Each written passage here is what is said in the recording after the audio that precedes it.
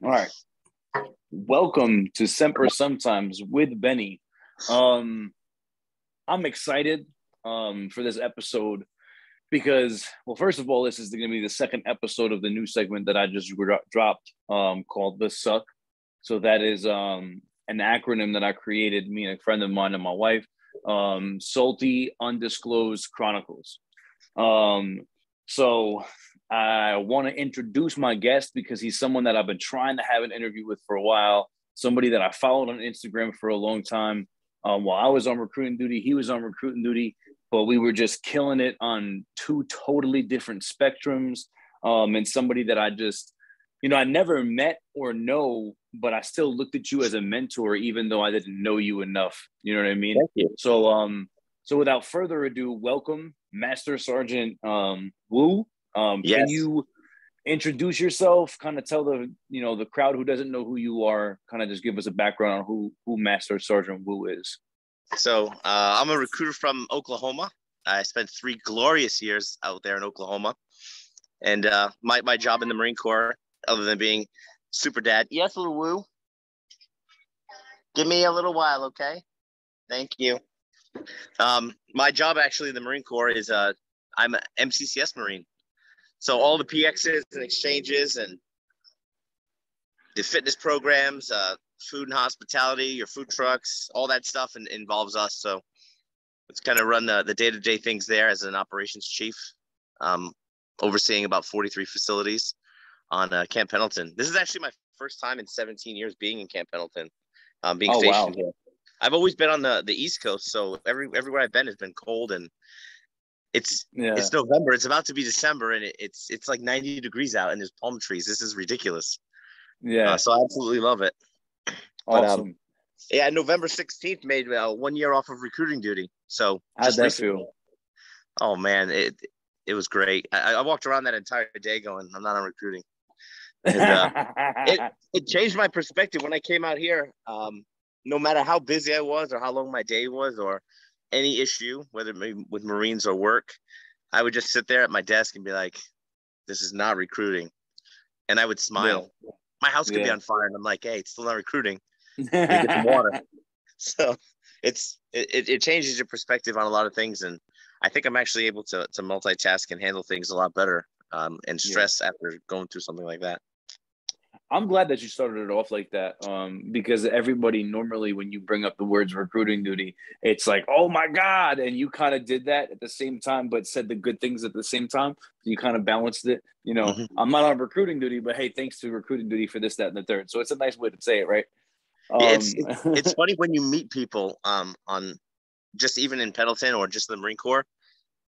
They're like, yeah, I just finished recruiting. You're like, oh, you did. Or like, oh, I was a recruiter. You look at them and you immediately know everyone's struggle.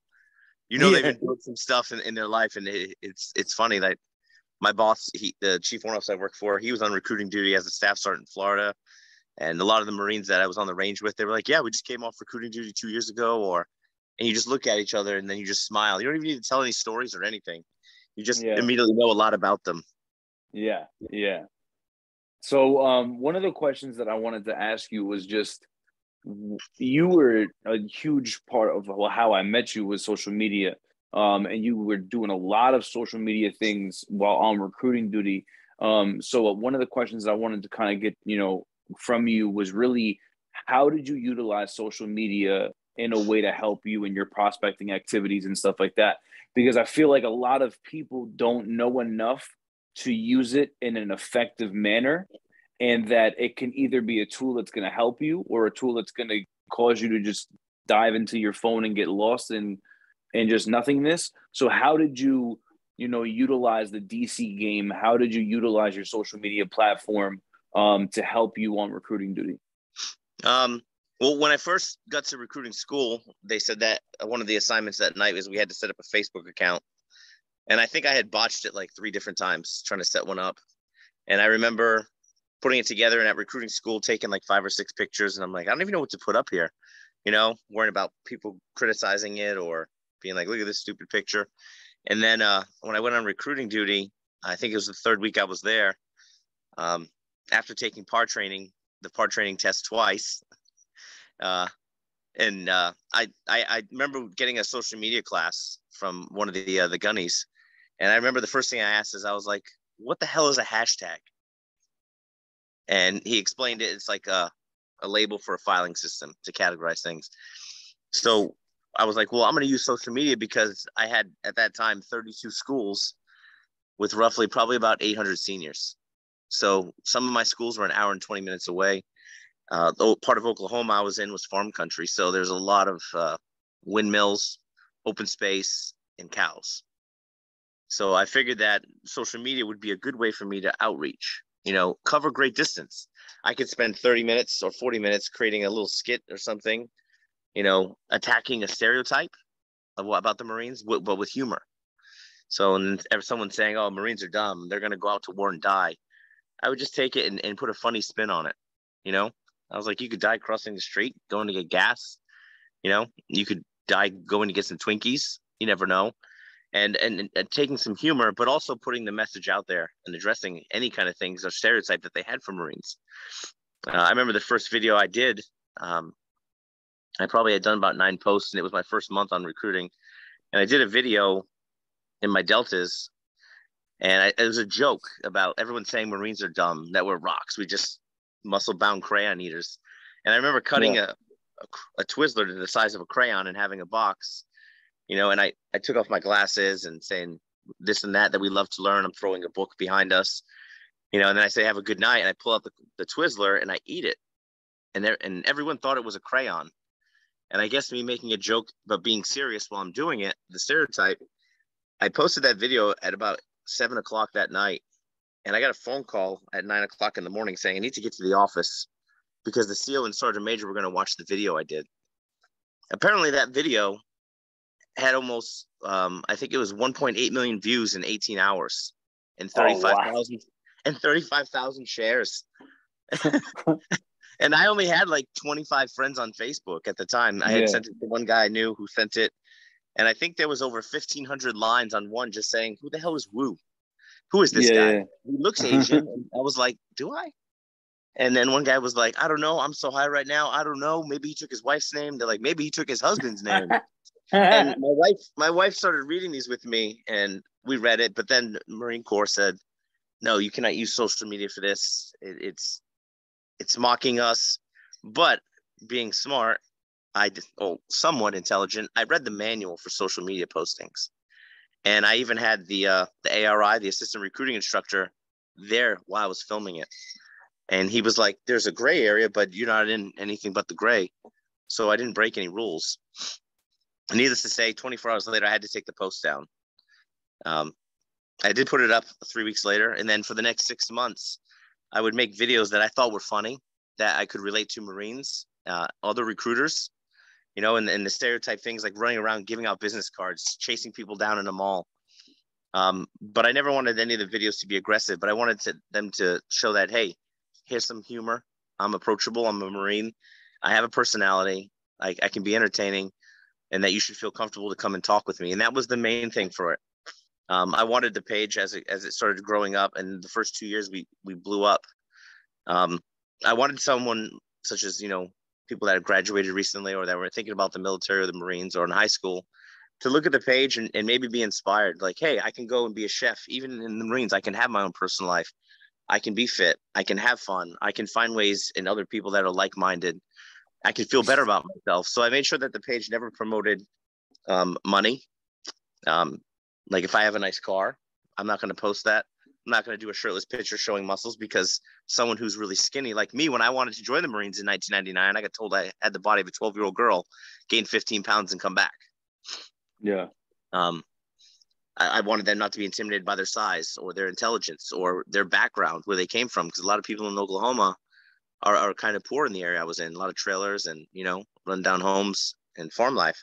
So I didn't want them to be intimidated by any of the factors. So they would have no excuse but to come and talk with me. All I presented was humor, positivity, and options, and showing how they could change their life, get out of there, but make them laugh at the same time. And the approachability, I think, was one of the biggest things. And then I think the more people I follow, and the more people would follow me in my area back, and always following other recruiters to try to learn from them, because we can always learn from someone's, the way they do something, the way they speak, the way they they move, and all those things are better to learn from, I think. And that's pretty much how the social media thing started going. I think after about 6 months of getting rid of hundreds of trolls saying, look at that boot gunny corporal. How old is this guy? You know, just people complaining, oh, well, I'm a real hero. I was in tanks and Army's this and Marine Corps sucks, and all that shit. And I was like, you know what? Yeah. Okay, troll block. I remember there was a few Army ones where I did a thing saying, hey, no more bashing, branch bashing on there. You know, I'm not going to go do that. I would even promote every week. I would promote one of the branches. Yeah. Of the armed forces. So no National Guard. Yeah. But it was nice to show that. And I know a lot of recruiters, maybe in your experience, didn't get along with the Army or the Air Force, the Navy. I made it a point to have them always come over my house. I would go see them every day in their office. They'd come visit me. And we had no animosity. And even when I would go on vacation to go visit my wife and son, my poolies would get PT'd by the Army or the Navy. Just to make sure during the 8 or 10 days I was gone every 8 weeks. That's the relationship we had. And half those recruiters that are gone or left before my time was up, I still talk to. Wow. So we kept it professional. We kept it clean. We kept it entertaining. I'd say at the 2-year mark, though, I started running out of stuff to do. I mean, at that point, I had like 1,700 posts of clips and skits and quotes, and eventually my brain just burned out and I ran out of stuff. So when I finished recruiting, I pretty much made my page just food and dad jokes. Yeah. And no more recruiting. So, yes. So no, but that's good though. I like how you did that because you just kept it real. You kept it who it was. And like, you were saying you weren't trying to hit one person or one applicant. You were just showing everybody the real Marine Corps and what things are. And unfortunately, it sucks that you're going to have people who are negative and that people are going to come into your feed and say stupid stuff and try to cause trash. One of my other questions for you is, and so this morning on my way I was going to Home Depot and I called one of my boys up. He just got on recruiting duty, just graduated BRC. And he said to me, Staff Sergeant, I said, hey man, I want an idea for my next episode. And he said, Staff Sergeant, I need you to do an episode about what the heck is good about recruiting duty. Because so far, all I've heard is the negative things about it. So what is good? So that's my question for you, Massart. Oh, that's a great question. In your time, for all the people that have heard all the negative things about the duty, what are some highlights of your time on the duty that you can share with us? The good times, the prosperous times. Like, what were some good things that happened? Sure. So when I went on recruiting duty, I had an amazing mentor. It was a Gunnery Sergeant Ariano. He's actually the ARI in Oklahoma now. And for 6 months, he would be like, hey, let's make a video, Vato. Or he's Mexican, Hispanic. And he was great. He lived 8 minutes from my house. Good guy, great family man. Been recruiting for a while, former motor T. And he started off with, this is how you do your class talks. He would come in and he would record me and make me watch it. And one day I was losing an entire class. They were just rolling their eyes. I mean, they made the kids eat lunch, a class of 20, small school, eat their lunch in the classroom at those small desks while I'm trying to talk about the Marine Corps. And one, that's just a distracting environment because you're eating and you're on a time constraint. And then he started talking about nothing about the Marine Corps, about his life and building up to the Marines and not about benefits or anything. And that was the first thing that I learned. It was the quality of public speaking and knowing your audience. Just because I'm there as a recruiter doesn't mean I need to sell recruiting. I need to sell interest. So every day I'd go to work on recruiting and I'd be like, I'd rather mow lawns. But as time went on, throughout the 3 years, it was the worst job I've ever had in the Marine Corps in 17 years. And I was former infantry. When I left recruiting, I realized a lot of things that I benefited from. Does it suck when you're doing it? Absolutely. Some areas aren't so bad. Some are really rough. Oklahoma was very difficult. I mean, they're in the top 5 for obesity and lack of education scores. Average ASVAB is 17 to 22. Wow. Not even qualified to join. They came past, most of them couldn't even do some division. So it was very difficult on that. But one thing I think I learned from recruiting is, one was public speaking and confidence. It made me strong enough and confident enough and walk into a room of kids I have nothing in common with. I'm 40 now. I'm going to be 41 in March. I have nothing in common with a 17 or 18-year-old. Absolutely nothing. I don't speak the same way as them. All their interests are not really mine. But it showed me how to be entertaining and to interact and relate to other people just as quickly as possible. Within 2 or 3 minutes, I can see what kind of conversation we're going to have with someone. So it gave me the ability to read people better, which is great for business, because you can't just interact one standard way. It gave me confidence in public speaking. I can stand in front of a group of 300 Marines and not even get nervous. Am I the greatest speaker? Hell no. But I'll tell you that the sky is purple with the most confidence, and it makes you feel good, because then people can read your energy. So if you're not nervous and you're willing to speak, people aren't going to be as critical on you, and it's going to be a good conversation. Multitasking. If I need to get med docs, I need to get, parental consent forms. I need to do the 680 to 2807. All these documents, they're enlistment package that now they need medical records, medical history, all the police reports, drug waivers, tattoo waivers, all this stuff.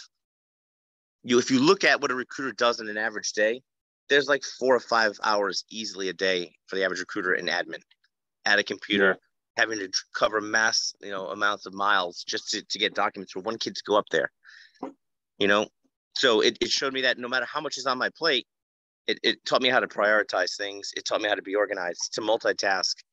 If I'm driving in a car, then I might as well call a medical place on hands-free, because I know it's going to take 45 minutes on hold. Yeah. So it made me more efficient and effective in getting things done quickly. It also taught me patience. You spend 8 or 10 months training a kid to be less fat or less weak, type in hours a week on how he's doing, what he's doing, engaging. And then for them to call and say, hey, yeah, I talked to the Army recruiter, the Navy recruiter. I think that's a better fit for me. And they picked the same damn thing. Yeah. So it taught me patience. And one of the things I learned, and it took me about my first year, is that I meet one kid. I spend 8 months, 10 months on it. And he ends up being a waste of time, waste of space, waste of effort, waste of money for the Marine Corps and the government, because he bails out. Or I talked to one kid and then he's like, yeah, I'm great. No, nothing. And then all of a sudden he's like, yeah, I broke my leg 17 times. I have a tattoo on my chest that says death from above. All these little things, curveballs that they throw at you.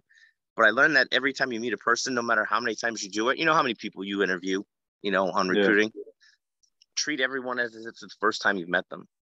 Yeah. A lot of day and age, when you do your same job over and over again, people think, fuck, this is the same job over and over again. And they apply less effort, less enthusiasm, less intensity, less commitment. And the quality of work goes down. I think if you take it in the mindset, look, the kid or that's either a guy or a girl or a middle-aged adult that's coming in here, they've never met me. They weren't late last week. They're not the ones that canceled. They're not the ones that failed the ASVAB.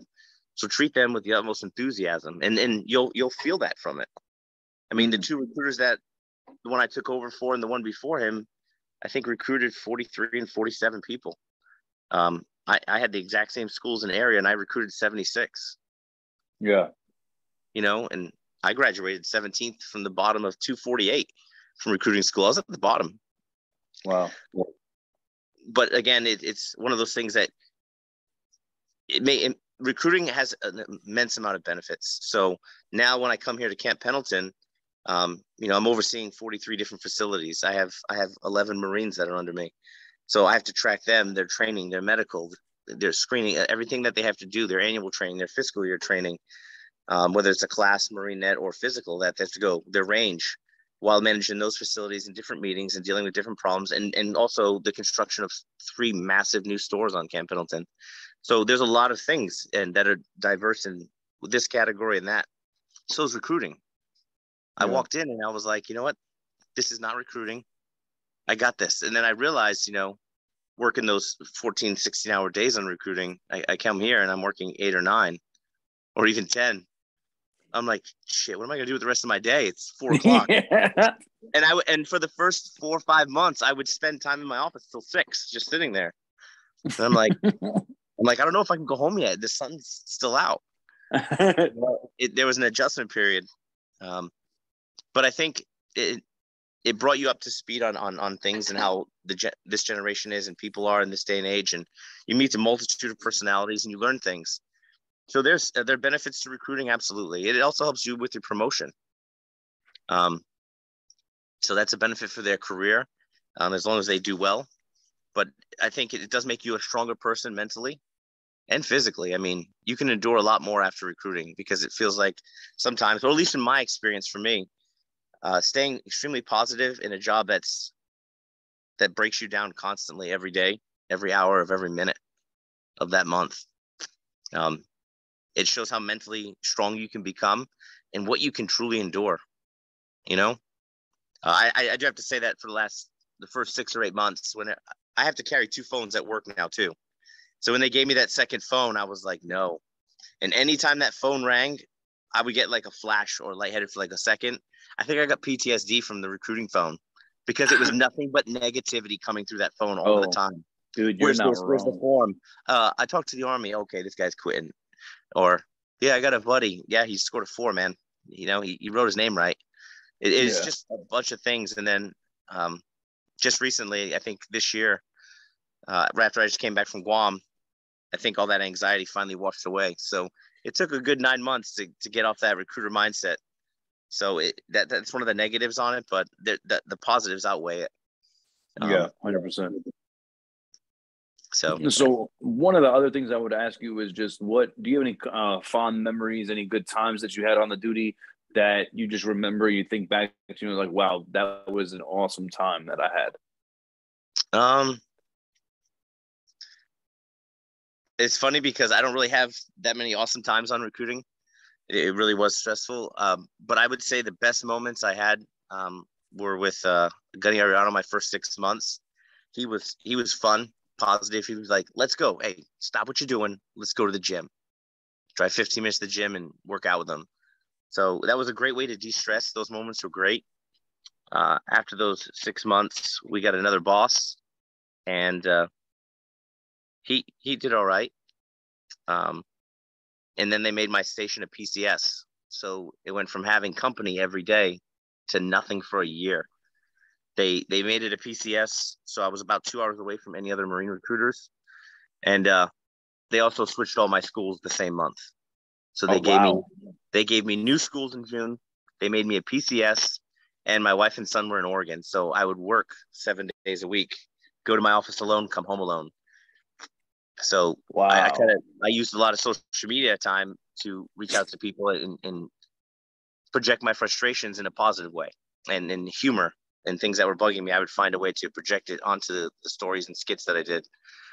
But one of the best moments I'd say is when I found out that Staff Sergeant Becker, who's now Gunny Becker, she's the female Marine that was with me on recruiting.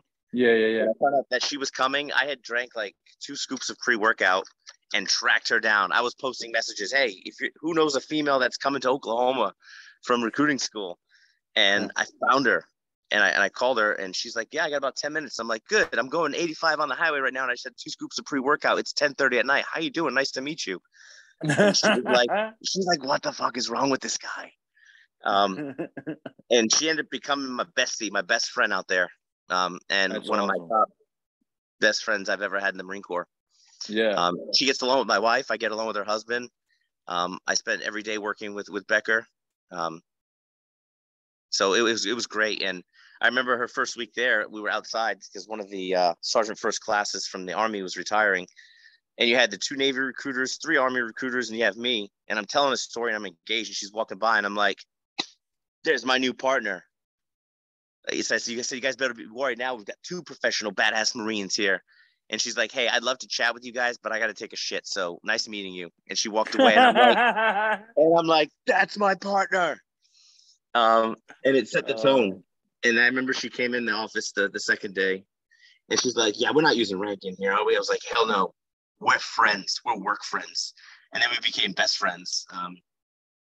And she actually made recruiting great because I would start like kicking stuff, and you get frustrated in the office, and she's like, go for a walk to the food court. Or she'd be like, give me that stick, my walking stick that I always had. She's like, give that back to me.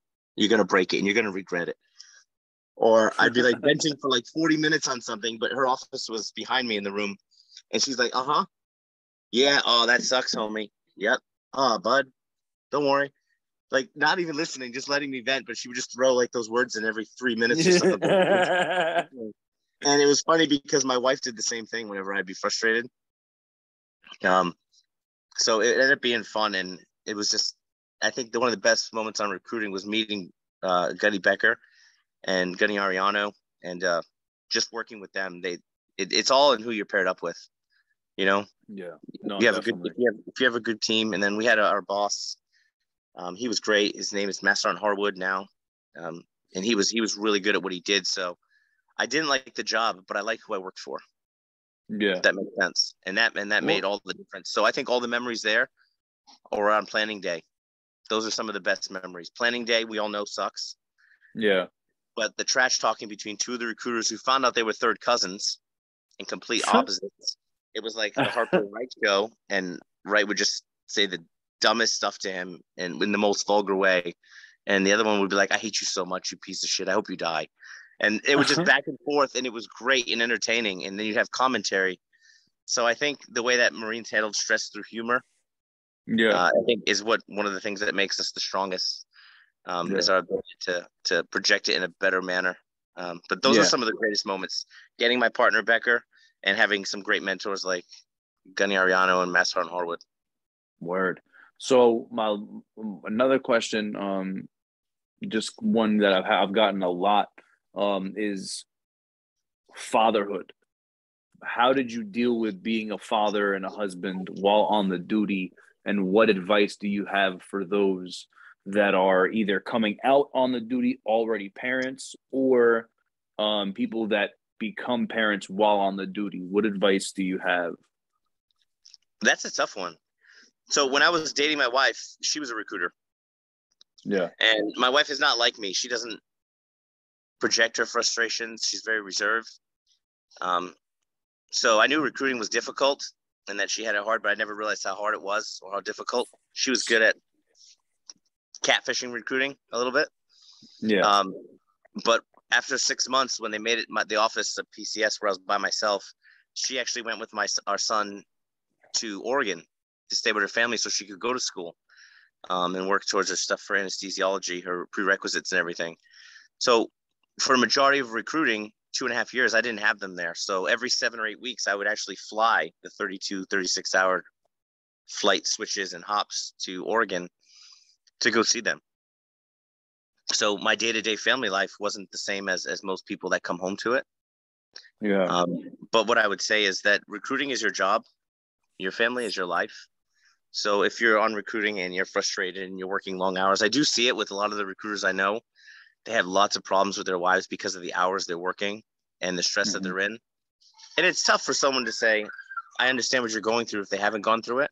Yeah. Because, you can say, oh, recruiting this, all recruiters lie. And you could say the stereotype and whatever. But if you haven't been a recruiter, you don't know if they lie. You don't know if they're lazy, or you don't understand how difficult and hard it is and how much they have to sacrifice. Yeah. But I think one thing is that recruiting, like I said, recruiting is your job, but your family is your life. So the best advice I could give, and my wife gave me this advice too, even when I would call every night and video with my son, is don't talk about work at home. As much as you can't turn it off and you always want to talk about recruiting and it becomes your life. I used to, when I was at 1st Marine Corps District running the dining facility there for MCCS in Garden City, I used to be like, man, being a recruiter sucks. These guys sit around at lunch and they're here at their all hands training, 60, 70 recruiters in New York, and all they're talking about is recruiting at lunch. All they're talking about is recruiting in the morning when they're getting their breakfast. And I'm like, talk about something else. Get a life. Yeah. I became a recruiter, and that's all you talk about the entire time you're on recruiting. It's difficult to shut off. So what I would say is telling your wife or venting about kids or ASVABs and all that, your family's not really going to understand it completely. So you may think that you're not getting the support, and it may cause a lot of friction and arguments between families. Just leave the office at the office, and don't just try to live at the office and make it your life, because your family's your life. Recruiting's your job. Do the best you can and put in an honest effort. But at the end of the day, eventually you will be done with being a recruiter, but you still will be a father or a husband when that goes on. So realize that it's temporary. So don't make it permanent where it's just you, you know. Yeah. But I'm glad that they were able to do what they did, and my command was so supportive, allowing me Yeah. to fly. I gave them their contracts. They approved my leave immediately, so it was a fair deal. That's awesome. Because a lot of people don't have that ability, and a lot of people don't have that time. Where people say, "Hey, we're not going to let that happen." So that's awesome that you were given that ability. Yeah, it was. I think we had a Major Verblau was the CO up until 2 months before I left, and he was absolutely amazing. He was a great CO. When I took a lot of heat from the Marine Corps about what I was posting and the humor and the gray areas, he came in and he would read emails that I would get from lieutenants and majors saying, "Take this down. This is ridiculous. This is unprofessional." And I remember one day he was like, "You know what? If you get any more of these emails, don't reply. Forward it to me, and then delete it." And then after 6 months, everyone kind of just stepped back and let me do my thing. And then when they found out I was at the PCS, they knew I was starting to get very stressed. Like, you start to get a little more angry and start snapping at people. When they found out that my wife was leaving to go to Oregon, the CO didn't say, "Is that going to affect his performance?" What he said is, "What's his leave plan every month to go see them?" Bro, that's awesome. Not a lot of COs would do that. And that dude, made me work harder for him. Bro, and that's the thing, man. And I'm glad that you brought that up because I had, and that's what it's all about. In order for me, in my opinion, and I just had this interview a little bit ago with somebody before you, and we were talking about that. And I was said it's the job of the staff in COSE and the job of the command to do their best that they can by their Marines to make sure that their family's taken care of and that they have that time. Because like on my side of the house, I had a CO who this dude.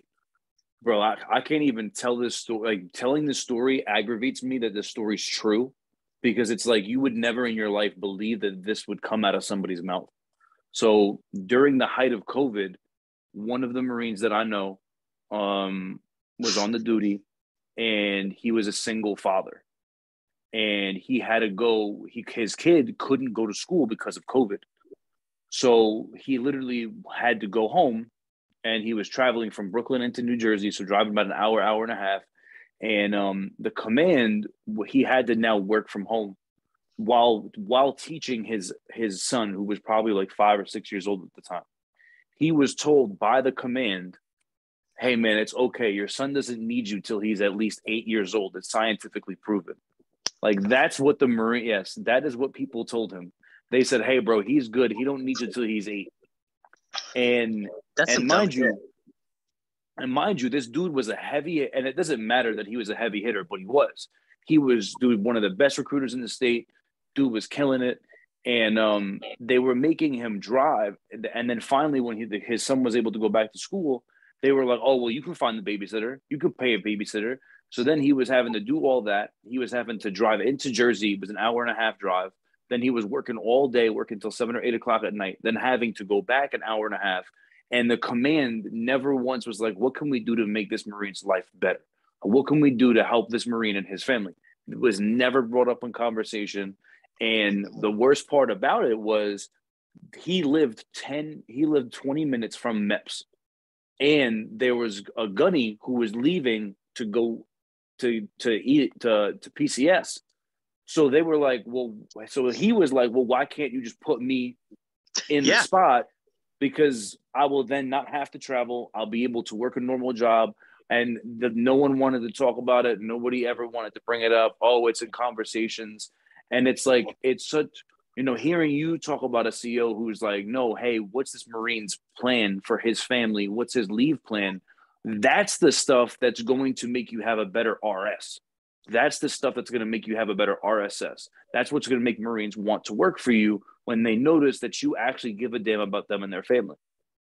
Huge difference. I agree. Yeah. We had, so my first boss, he was great. He wasn't, as long as I was writing the contracts, he wasn't too crazy. He didn't give me too much crap about the appointment. So after the 6 months, we got another one. And he's like, "We got to have two. We got to have two tomorrow. You got to put something in. Just you make one up, do this, that, whatever you got to do." So it's like 7 o'clock, 8 o'clock, 8:30, 8:45. You're like, I got to find an appointment. I need at least one or two, So that was a long year, almost 8 months. And then when we got the other one, I'd be like, "I don't have any appointments tomorrow." He's like, "Yeah, you already got a contract this month. You got a few working. Go home." I was like, "What?" So one would project anything that the command would say, the CO, the RI, the ARI, and it would be like your hair's on fire running around. It's this chaos. It's just, and you're like, all that stress is being projected on the recruiters, and now you're adding to my stress. And then you get a boss that doesn't project any of the stress. It's like, yep, that'll work. All right. Call it. You'd always call like 9:05 every morning. What are you doing? Making things happen. That's what I would say. But a great attitude. Didn't yell, didn't shout, didn't slam stuff. Was just really good and very reactive to everything. And I tell you what, your job still sucked and hated it, hated life, but then you get the same job, but a different leadership, and you have a good CO, great sergeant major at the time, and a good boss. Like, this job sucks, but you don't dread hearing from them. They're not screaming. No one's intimidating to you to get results. They allow you to do you. And if you can do that, it's like, hey, this is how I recruit. I use social media. We had another recruiter, ACing was his number one way to get people. That's how he did it. He'd probably post once every 2 months. So everyone had their strengths, and allowing the recruiter to do that, and me being like, hey, I only put like 10 phone calls in and like 2 ACs. I was like, but I got 250 DCs in today. And they'd be like, all right, and change your numbers to play on your strengths, not just what they're told systematically how many you have to do. Because honestly, man, now that I'm done recruiting, I probably never made more than 200 phone calls in 3.5 years. Yeah. Well, and that's something that I've talked about before too. And I talked to my buddy about, on one of my episodes. He's an 8412. And I was like, a huge problem that you have is people want to play the numbers game. People come out here and they're like, I remember when I was on recruiting duty, we had this brand new RI show up, and he's like, everybody's going to make sure they hit 100% of their objectives. That's going to make you hit 100% of the mission. And it's like, no, that's not true. And it clearly, and then people started to see a downfall in the state, and I was the only person who was like, bro, nobody sees the fact that you switched your orientation, your view has switched. You went from caring about people and interviews and the result to now caring about the prospecting activities. Yeah. Because now you have people who, and I've had this conversation, whether it's, one of my friends was like, hey, play to your strengths, and, play to your strengths, not your weaknesses. But then the argument is, okay, well, how do you know you'll ever get better? Maybe you could get better at something. But the reality of it is that if TCs don't work in my AO, why are you going to put me on for 1,700 TCs? If they systematically have proven to you through the systematic process, through McChris, if it has shown you that in 3 years, my AO does not process anything through TCs, then why would I consistently be on for 1,700 TCs? But if DCs are going to get me what I need to do, then why wouldn't I do DCs? But again, it becomes that argument of, hey, he didn't hit his numbers, that's why he doesn't have this. And it's like, no, it's not. You're right. That's a poor mentality. It's a poor leadership mentality. Having the recruiters stick to just their numbers, that's a good way to cover yourself if they don't make mission, saying that they did all of it. It's not my fault. But me making phone calls, this day and age, shit, even 12-year-olds have cell phones now. All those numbers you're calling, those are parents' home phone numbers or their cell phones. The parents don't care. They're not going to pass the message on. You're not going to get the kid to pick up the phone unless it's their home phone number. And most people don't have home phone numbers. ACing in Oklahoma, where I was, it was spread out. I remember my boss going, let's go check out Walmart. And we got there. He's like, yeah, never come back to this Walmart again. I'm like, I don't. I remember the OPSO came with the RI one day and the XO, and they're like, show us where you AC. I'm like, I don't. I said, I do it every day. Oh, so you're saying that you can? I'm like, well, I'm one of the top recruiters. I'm in the top 3. So yeah. And then I showed him the area. I said, no, unfortunately, I know you guys want to bail at noon, so you can go home early, but I'm not going to take you out till about 3 or 4 when kids get out of school. And I drove by the area, and I made sure that 4:35, it was the crack meth head hour. And I took them near the college and the university. And they were like, wow, this is a bad area. I'm like, this is my area. So it's either cold or 104 degrees in Oklahoma, windy or rainy. It's outdated, the town, and there's nowhere to really area canvas. So it doesn't work. I said, that's why I use DC, the digital communication, to reach greater distances, and I could do it quicker. 68% of all my contacts came from that my first year.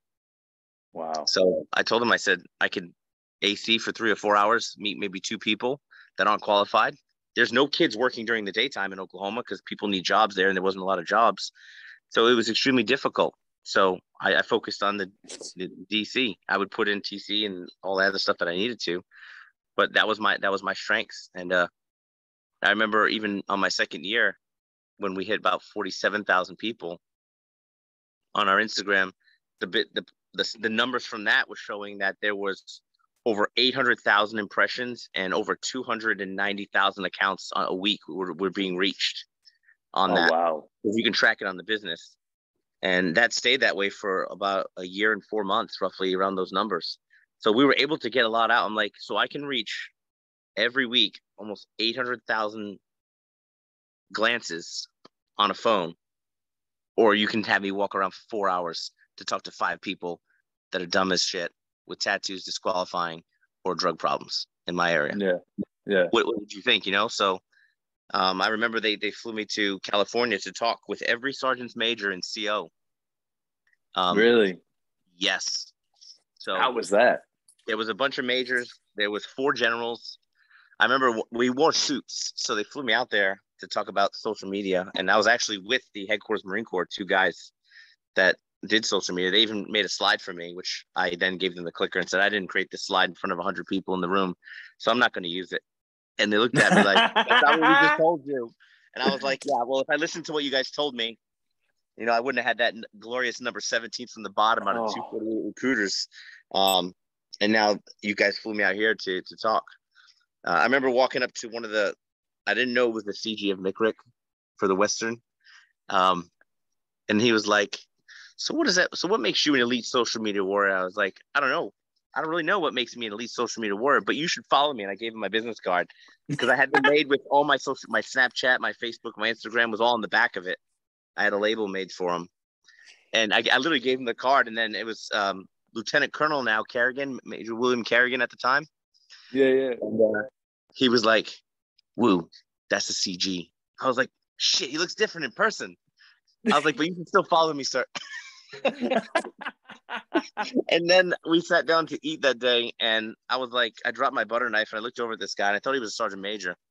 I was like, hey, can I have your butter knife since you're not using it? I just dropped mine. And he looked at me weird, and he gave it to me. And Lieutenant Colonel Kerrigan now, it leans over, he goes, that's another general. I'm like, how many effing generals you guys got here? He's like, there's 4. A third one just held the door for open. You slapped him on the shoulder and said, thanks, boss. So the next day we're in uniform for the speeches, and I'm like, oh man. And they're all in the front row. And then they were, I remember I started talking about what worked for me and my intentions and what I was trying to do. And I remember the master sergeant was like, look, when you see 2 generals arguing about the stuff you're posting, he's like, that's when you've made it. I literally watched that happen. You made it, man. I was like, thanks. I don't really know what made it is. And they were like, how many hours a day do you spend on social media? I was like, 3 to 4. And they're all, and then they're like, what's your APR? And I'm like, 3.78. And then he literally rolled his eyes. It was a sergeant major for McRick. And he was like, in other words, all right, I'm going to leave you alone. You know? That was only for that month. That was like my best month because my current boss at the time took my entire summer list of 8 and wrote them all in 1 month, thanks to my new boss who's really good at paperwork and medical waivers and stuff. The one I liked. And I was on leave visiting my family, and they're like, you're on an 8. And I'm like, I only gave you 2. He's like, you had all these med reads. I fixed them all. I'm like, no, those med reads are for the summer. He's like, sucks to be you. And then I remember the CO coming to visit at an event they made me do after hearing that and flying back. And he turned around, he smiled. He's like, I took all your stuff. I'm sorry, but I need it. And I was like, you got me. But I didn't get mad because, again, he was a good boss and a good CO for the RS, But yeah, so I flew down there and I talked to them about social media engagement and things that worked for me, and and then it let them realize that, hey, your recruiters may be on the phones a lot and you may not see some of the stuff they're doing, but realize that if you want them to send out 2 hours of DC messages, you have to realize that they're going to have to engage with these applicants. So you're looking at another 2 to 3 hours of response. And I told my last year, I was like, I'm not coming in till 9. I'm like, there's no reason to be here at 7:30. And they're like, why? I'm like, because I work till 10:30, 11. You'd see on my story every night, I would post coming home at midnight, 1 o'clock. Yeah. Because everyone's on social media at nighttime before bed when they're taking their nighttime shit or whatever they're doing, eating dinner, they're playing on their phones. That's when they're getting these messages. So that's when I would have to engage because, hey, if they respond, I'm going to respond back. I need this, Yeah. And then no one would do it during school hours because they're in school or they're in college, or they're working. So I explained to them the hours and things and unrealistic expectations they have for some of their recruiters by having a standardized way of thinking. So it ended up being pretty interesting. Bro, I gotta say, thank you for that, because the way that you just put that is the reality of it. Like, everybody has this standard way of thinking, and it's everywhere across MICRIC, and no one realizes it. And people, and you meet so many 8412s, you meet so many people who are like, oh, it's this way and this way, and it's like, no, every single AO is different. Every office is different. Every RS is different, and you can't have one standardized way of thinking, because what works for you might not work for him. And that's the thing too, is that you have so many old heads that don't want to realize that DCs are what needs to happen. And you're now somebody who's actually doing it. And then it's like, going off of what you just said, why am I going to come into the office at 8 a.m. when I know for a fact my AO is not doing anything until at least 10 or 11? No one's answering the phones till 10 or 11. No one's answering DCs till 10 or 11. So why am I going to sit here in the office when I could be dropping my kids off at school? I could be seeing my family. I could be having breakfast with my wife. Like, if there's so many more things that could be getting done, and I'm going to be at work till 11 or 12 at night anyways, why not give me some of my own time back to at least make me want to work and not hate it so much?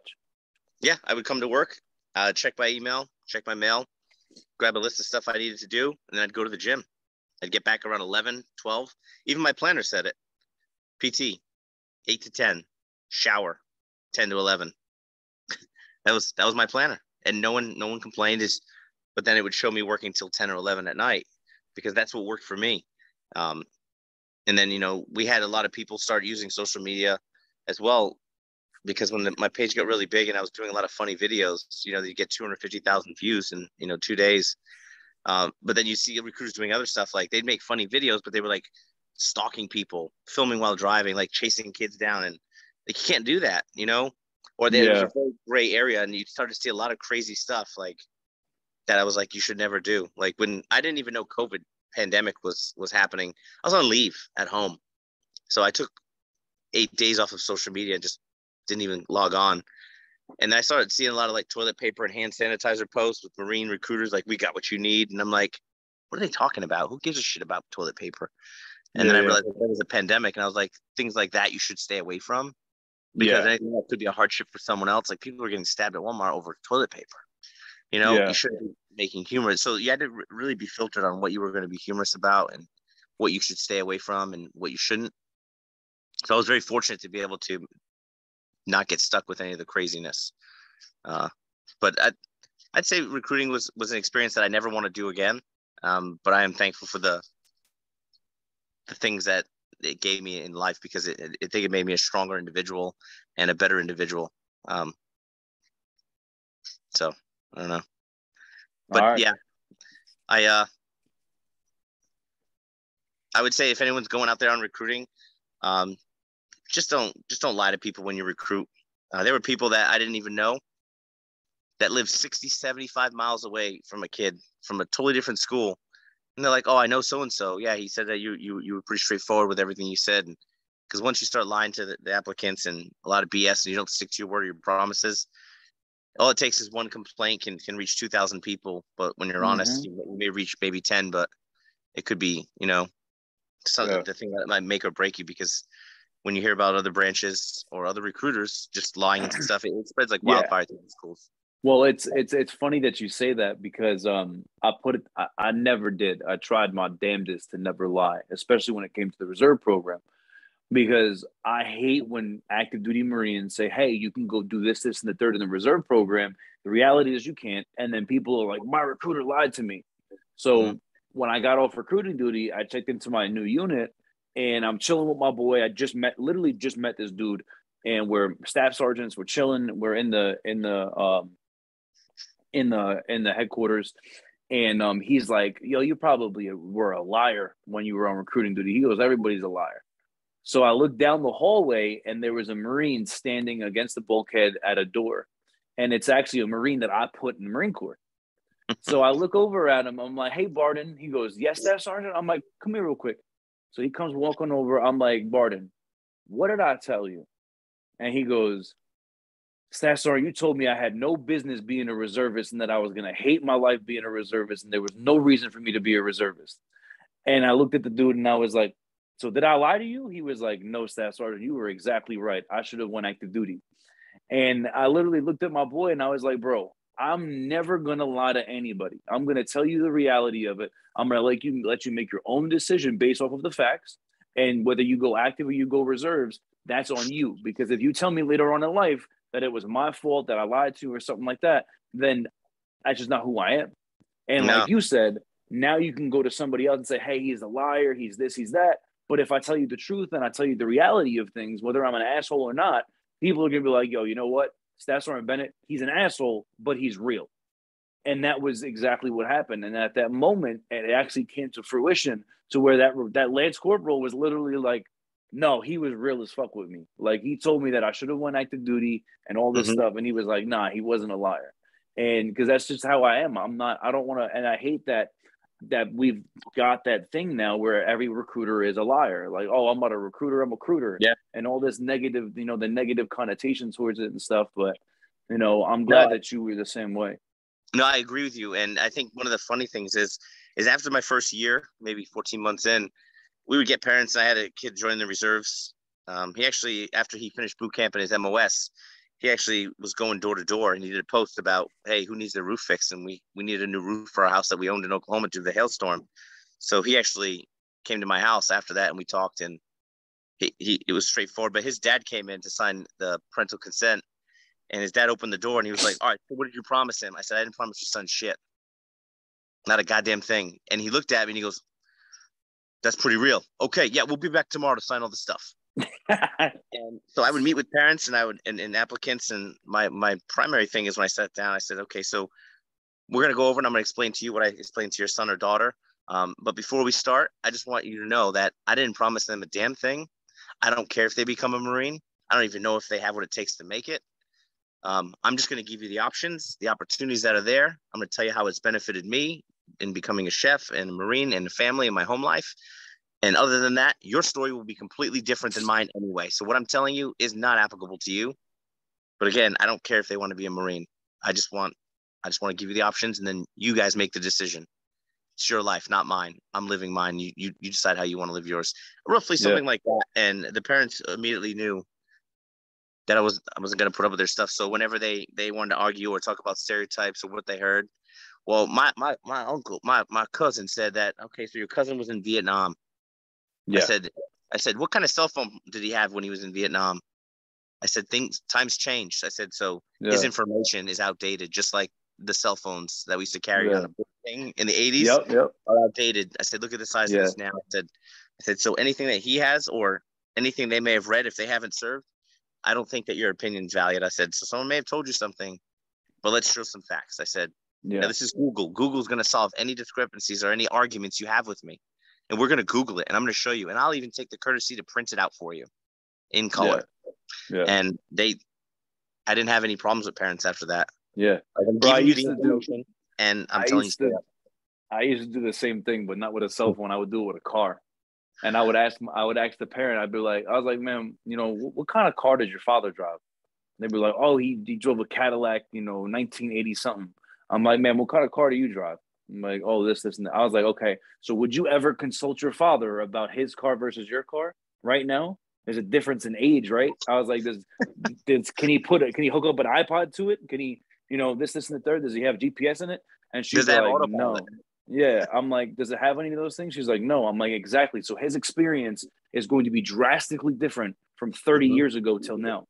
And whether he was in the Marine Corps, another branch, or whatever it is, I'm like, ma'am, the Marine Corps I know is different from 11 years ago when I joined. You know, the Yeah. Marine Corps, and even a year ago, I'm like, man, look at how many, updates you've gotten in a year from one iPhone to the next. You can't correlate the two. You can't. Your opinion isn't valid because you don't know the facts of what's happening in this moment right now. And exactly the same way, I would put it the same way towards them, and they would just come to me. Bro, parents would say the same stuff. They would be like, "Hey, listen, if you haven't talked to Sergeant Bennett, go talk to Sergeant Bennett." If you like, literally, community members, parents, teachers, principals, faculties, they would literally be like, "Hey, he's real. He's going to talk to you. He's going to tell you how it is, and that's it. And he's not going to, and just like you're saying." So that's definitely, I definitely agree with you on that. Yeah, and being real is what's going to get you where you need to be on it. We had one of our big priority schools. They hadn't recruited anyone since 2014 from that school. Mm-hmm. My last year, the first year getting in was difficult. The principal, assistant principal, secretary, they're all very rude. The kids were very self-entitled. They thought they were like gold, but they weren't. So I started teaching cooking lessons in their home ec class, or whatever it's called now, once a month.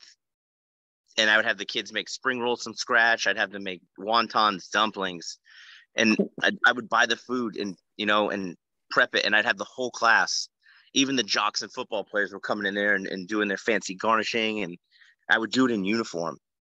And by the time my last year was there, I'd asked for the school list the second year. The lady gave it to me in May. School's done. It took this lady 13 emails, but I stayed positive, like the mindset recruiting teaches you. And by my last year, I walked in there. I was like, "Can I get the list?" I got it before I even got back to my office. It was emailed to me. They invited me and they allowed me to talk in classes. They even allowed me to be a substitute teacher in a school that banned Marines. And I ended up recruiting 5 people from that school, all alphas. Wow. Yeah. So it's just a matter of being genuine, being real, because whether Marine, civilian, mom, dad, uncle, Bro, aunt, wherever you are, bro. people can see bullshit, and if And you're it's, not faking it, then just being real makes it easy, because you don't have to yeah, remember the excuse, you don't have to remember the lie or the yeah, story or the image you're yep, projecting. You're just you. That's yeah. the best way to be, I think. And like you said about the old car and the new car, you hear people, well, my dad says the core is different now, or this and that, or Marines aren't made the same as I was like, well, you know what? The missions change, technology changes, and the times change. Your generation 10 years ago can't compare to a generation 10 years in the future, or 10 years Yeah. prior to that. I said, so you have to realize that I'm here to give you updated information, because like you said, Yeah. Marine Corps is not the same way it was when I was in boot camp. You could get sleeve tattoos, and then, Yeah. 15 years later or 16 years later, you can get them again now. Yeah. Like, look how different times have changed. Yeah. Um, No, it is. And I'm glad that you just brought that up though with the schools and the AO, and because it's funny, and I tell this to everybody that I know who's like new coming on the duty, do not listen to anybody when they tell you, "Hey, don't go work that school," or when someone says, "Hey, no one joins from that school." That's bullshit because they just haven't been there. They haven't done the work to get the kid to join. Because I was told the same thing. Oh, kids don't join from that school. So I never went there for 3 years. And then on my third year, I walked in one day and they were like, "Hey, where have you guys been at? We've been wanting you to be here." And that I'm like, happens. bro. And I wouldn't even, I would work priority schools because they're huge. yeah, But because I had 32 to 36 schools, some of them had, 12 seniors, 20 seniors. One of the schools that was a 48-minute ride, it had 34 seniors. I recruited 4 people out of that. And then after I left, 2 more joined, like a couple months later. That's a huge ratio, and working the small schools were easy because I could literally meet with them, talk in the classroom, cover everyone, and just cross that school off right when everyone was done. I'd meet with whoever wanted to meet and cover it. Now I don't have to drive 45 minutes there, 45 minutes back to go talk with kids every month. I can literally leave that school alone, you know? yeah, just And knock it just, out. yeah, and there's just little tricks on recruiting that you learn, as you go to become more personal and more interesting so that people would want to respond to you. It's just, but I think that teaches you in real life on how to address issues and people and how you come across. So again, like you asked in the beginning, I'd say that if you're looking to do an SDA, drill instructor, a lot of people like that when they're younger in their career because it's very physical. But recruiting is very mental, but it's also physical because you get worn down a lot because of the long hours. So both of them are extremely difficult, but they're in their own ways. Yeah. Drill instructor's tangible, a lot more intangible things when it comes to recruiting, because every day you're trying to create every day and you're trying to battle the new things that come up every single day, instead of just a schedule. So, I mean, they're both difficult, but being my career in order to get gunning at the time, going on recruiting, I think, marketability, to sell yourself, to sell, your ideas, to get your point across, public speaking, communicating, organizational, multitasking. I think it's great for business. And networking is the biggest thing. The people you meet and the resources that eventually come your way, and they make you a stronger individual. Yeah, definitely. And it makes you more open-minded. Like I was Yep. I was a very closed off person when I started recruiting duty. I thought that my way was the only way. I was very opinionated. I was very closed off to other people's thought processes. I was very like, my wife used to say it all the time to me. She'd be like, I would just be like, I just don't effing get it. Or I'd be like this, or I would talk to her. And then my wife would just look at me and she'd be like, Doug, just because you don't feel that way doesn't mean that it's not right. Yeah. And I never understood that until I got on recruiting duty and I met so many different people and I interviewed so many different people and I had to talk to different people and mentor different people. And then it just literally flipped my whole entire, my whole life upside down, honestly. Like it completely just changed my thought process and the way that I look at people and things and just the way that I present myself even. Yeah. But I know you got to go to the gym. I know you've been drinking your pre-workout. I can see it in your face. Yeah, it's like my face is like twitching because I'm like, my skin is like, I just want to start like rubbing my scalp in my head, but I think it'd be a little weird if I'm start rubbing myself and talking to you. So no, my I got face is you. like twitching, like But ready to go. And thank you for having me and talking with me thank about you so much, recruiting. Masson. I appreciate it. I really do. I appreciate the time. I appreciate you. I just appreciate you as a person, as an individual. Because you're one of the realest people that I know that I've never met. And I love what you do because you were somebody that made the duty fun. You were somebody that I could look at and be like, okay, I want to do this, I want to do that. And you're also somebody who broke the mold. The reality of it is that so many people say this doesn't work, but then here you are being that person with a 3.78 APR, killing it on the streets while doing the DCs and showing, no, this is the smarter way to do it. And maybe we should look at this. So thank you so much. If you guys are listening, definitely follow you. What's your Instagram again, Massart? It's at Woo Family Table. Okay. It's mostly food now, so yeah. But hey, give him a follow. Thanks again, Massart. I hope you have a good rest of the day. Enjoy your time with your son. And have a good rest of the day. Good luck with your tree and enjoy the movie Elf. Take care, brother. Yeah, thank you.